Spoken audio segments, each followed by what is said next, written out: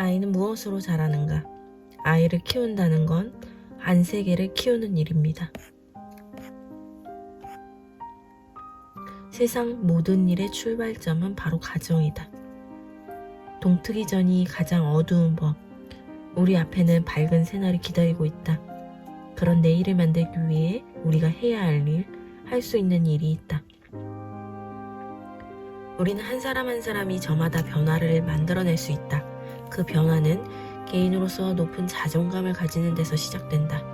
나의 커다란 바람은 이 책을 통해 더 많은 사람이 자신을 믿고 주변 사람과 협력하게 됐으면 하는 것이다. 그렇게 협력을 경험하고 모범이 될 만한 행동을 함으로써 창조적인 방식으로 서로를 이해하고 자기 자신과 주변을 돌보며 자녀가 스스로에 대한 믿음을 갖는 성인으로 자라게 이끌 수 있다.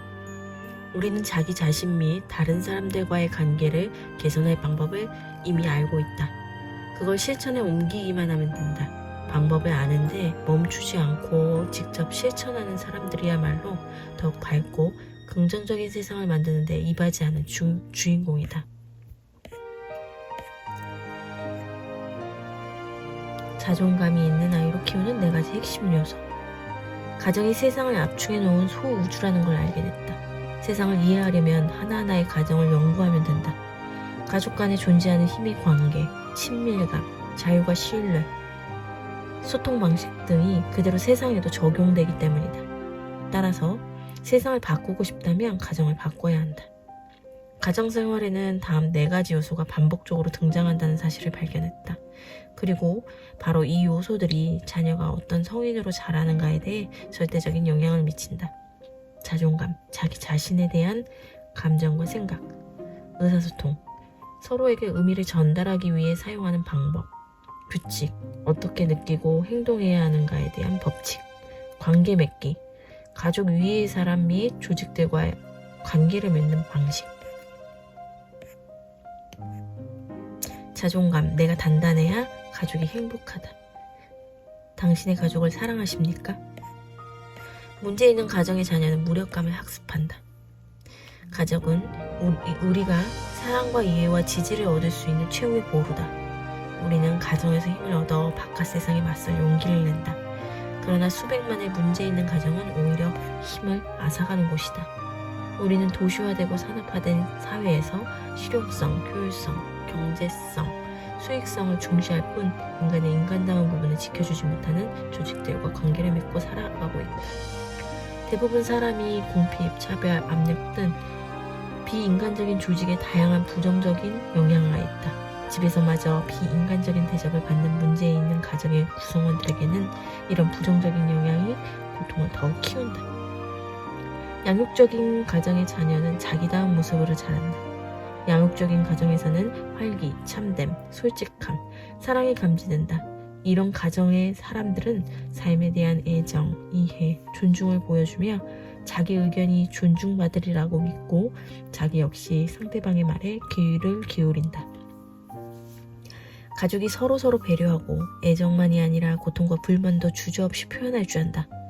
위험을 감수하다 보면 실수가 따르기 마련이고 실수는 곧 성장하고 있다는 신호임을 모든 가족이 이해해주기에 두려움 없이 도전한다. 가족들은 나이와 상관없이 신체적인 접촉이나 애정 표현에 편안함을 느낀다. 쓰레기를 버려주거나 식사 준비를 하거나 꼬박꼬박 월급을 가져다 주는 것으로 애정과 배려를 표현하지 않는다. 그보다는 마음을 열고 대화를 나누고 상대방을 염려하는 마음으로 경청하며 함께 있어주는 것만으로도 충분히 애정과 배려를 보여준다. 양육적인 가정에서는 인간의 삶과 인간적인 감정들이 다른 어떤 것보다도 중요하다는 메시지를 쉽게 포착할 수 있다. 이런 가정의 부모들은 자신을 권위적인 보스가 아니라 권한을 위임하는 리더로 여긴다. 그리고 어떤 상황에서든 진정으로 인간다운 인간이 되는 방법을 자녀에게 가르치는 것이 부모의 가장 중요한 역할이라고 생각한다. 자신을 소중히 여기고 남들에게서도 소중한 사람으로 대접받을 때 비로소 학습이 이루어진다는 사실을 알기에 자녀를 다그치거나 궁지로 몰지 않는다. 수치심을 주거나 처벌을 통해 행동을 교정할 수도 있겠지만 그로 인한 흉터는 쉽게 아물지 않는다는 것도 잘 안다. 가정은 모든 일의 출발점이다. 최후의 보호다. 가정을 일군다는 것은 세상에서 가장 어려운 일이 아닐까 싶다. 마치 성격이 다른 두 회사가 하나의 제품을 만들어내기 위해 각자의 자원을 합치는 일과도 같다. 가족의 문제점을 좀 더 명확하게 바라보기 시작하면 과거에 무슨 일이 벌어졌든 그게 그때 당신이 할 수 있었던 최선이었음을 인정하게 될 것이다. 끊임없이 죄책감에 시달릴 필요도 없고 가족 중 누군가를 비난할 필요도 없다.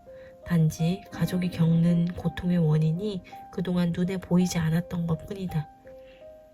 당신이 원인을 회피하려 해서가 아니라 어느 부분을 살펴야 할지 몰랐거나 원인을 제대로 직시하지 못하게 가로막는 정신적 안경을 쓰고 인생을 바라보도록 교육받았기 때문이다.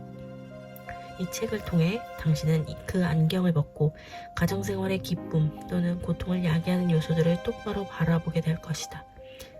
가장 먼저 살펴볼 요소는 바로 자존감이다. 150일차 독서였습니다.